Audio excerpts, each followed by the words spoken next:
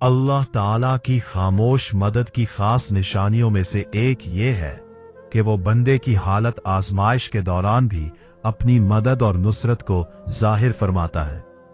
مگر یہ مدد بعض اوقات ظاہری طور پر نظر نہیں آتی، بلکہ دل اور دماغ کے اندر ایک سکون اور یقین کی صورت میں ظاہر ہوتی ہے۔ یہ نشانی اس بات کی بھی علامت ہے کہ اللہ تعالیٰ اپنے بندے سے محبت کرتا ہے اور اس کی مدد کے لیے کسی ظاہری معجزے یا بڑی نشانی کی ضرورت نہیں ہوتی،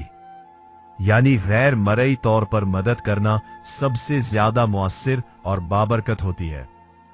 قرآن مجید میں اللہ فرماتا ہے، میری کامیابی صرف اللہ ہی کی مدد سے ممکن ہے۔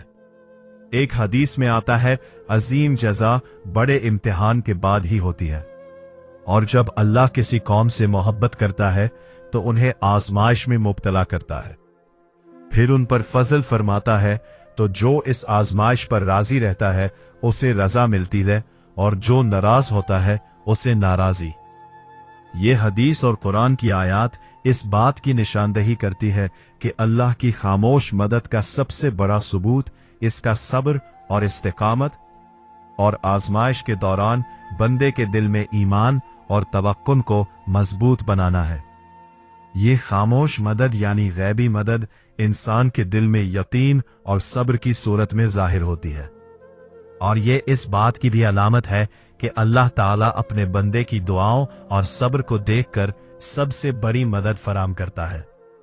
چاہے وہ ظاہری طور پر نظر نہ آئے۔ ہمیں چاہیے کہ ہم اپنی زندگی میں اللہ تعالیٰ پر مکمل توکل اور اعتماد رکھیں۔